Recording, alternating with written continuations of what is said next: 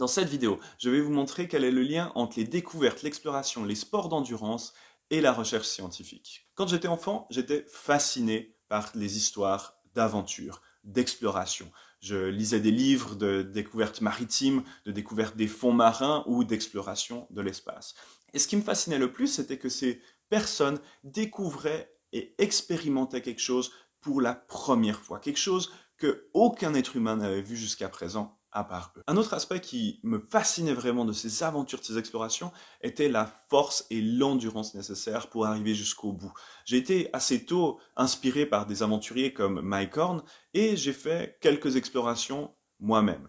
Par exemple, monter des montagnes ou traverser un désert avec mon vélo ou encore explorer la jungle, rencontrer les animaux. Et ensuite, j'ai découvert le sport d'endurance en commençant avec le triathlon, ensuite les demi-Ironman, puis le swimrun, qui est un sport par deux où vous traversez des montagnes et des lacs sans vous changer. Donc vous courez avec votre combinaison pour néoprène et vous nagez avec vos chaussures pour une longue distance. En général, il nous fallait 9 heures pour finir ces courses. Et aujourd'hui, j'ai la chance d'avoir réussi à mettre tout ça ensemble et de vivre de ces passions et d'en avoir fait mon travail.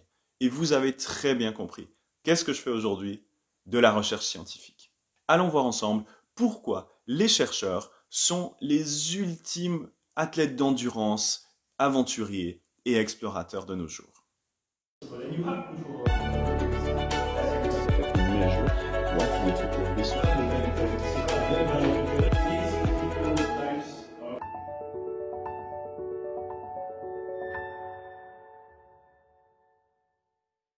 Quand vous faites de la recherche scientifique, vous êtes en permanence sur des territoires inconnus. Vous découvrez chaque jour des choses qui n'ont jamais été vues auparavant. Et en général, la première étape est de collecter des données. Et déjà ici, une fois que vous avez collecté des données et que vous les regardez, c'est en général la première fois que quelqu'un regarde ses premières relations et ses données. Ce qui me fait vraiment penser à vous découvrez une nouvelle grotte dans la nature. Et ensuite, vous explorez ces données et de nouveau, vous regardez les relations entre les différents éléments et vous êtes les premiers à découvrir ces résultats. Comme si dans votre grotte que vous avez découvert, vous trouvez enfin en fait des traces d'une ancienne civilisation qui n'avait jamais été découverte, ou vous découvrez des nouveaux éléments qui touchent une des anciennes civilisations qui est connue. Et c'est un fait qui est vraiment très stimulant tous les jours lorsqu'on fait de la recherche. Par exemple, un de mes premiers projets en tant que doctorant en économie était d'étudier ou de trouver l'impact causal des exports d'armes sur la violence dans le pays qui les reçoit. Et j'ai cherché pendant 2 ans des solutions à comment trouver cet impact causal jusqu'à enfin, une après-midi, trouver le résultat où tous mes indicateurs étaient au vert. Tous mes indicateurs statistiques me montraient que ce que j'avais fait fonctionnait. Et cela m'a fait me sentir comme si je marchais sur Mars pour la première fois. Je faisais face à ces résultats pour la toute première fois et je pouvais explorer ensuite, aller un peu plus loin et voir comment cela fonctionnait, quelle était la relation, est-ce que les armes finalement aidaient à protéger ou est-ce que ça augmentait la violence dans le pays qui les reçoit. Explorer ça pas à pas était vraiment une expérience extraordinaire. Clairement, la recherche, c'est pas tous les jours le travail le plus facile. Et tout le monde qui fait de la recherche scientifique ou qui court des courses d'endurance sait que la victoire de long terme est construite avec beaucoup de petites défaites et qu'il y a beaucoup de phases hautes où on découvre plein de choses excitantes, où la course se passe bien, et beaucoup de phases très difficiles qu'il faut surmonter pour arriver à la ligne d'arrivée.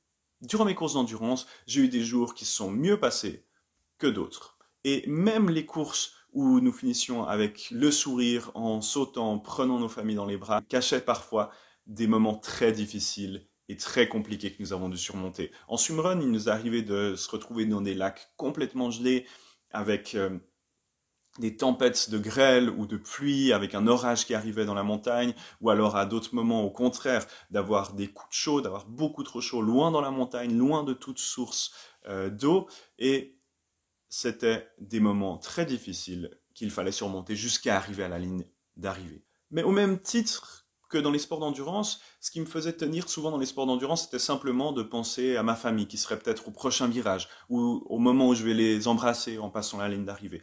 Et dans la recherche, on a cette image du chercheur seul qui est derrière son bureau, qui est en partie vraiment erronée. C'est-à-dire que même lorsqu'on écrit un papier seul, on pense tellement à ce papier, on en parle tellement avec nos familles, avec nos amis, avec nos collègues, pendant les séminaires, que c'est vraiment un processus de groupe.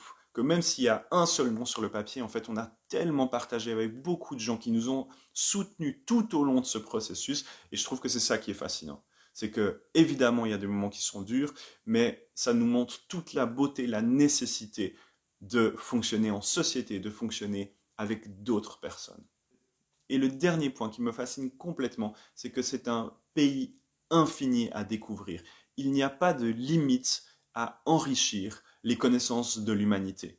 Si vous voulez monter toutes les montagnes de plus de 8000 mètres, il y en a un certain nombre sur Terre, et éventuellement, vous allez réussir à toutes les grimper. Ensuite, vous pouvez ajouter des contraintes, par exemple, il y a les sans oxygène, essayez de le faire le plus rapidement possible, mais tout ça a une certaine limite. Alors que pour la connaissance, c'est vraiment un domaine à rechercher qui est infini. Et vous commencez dans une direction, vous découvrez des premiers éléments, et au fur et à mesure, vous découvrez d'autres choses, et peut-être d'autres directions où vous voulez aller après.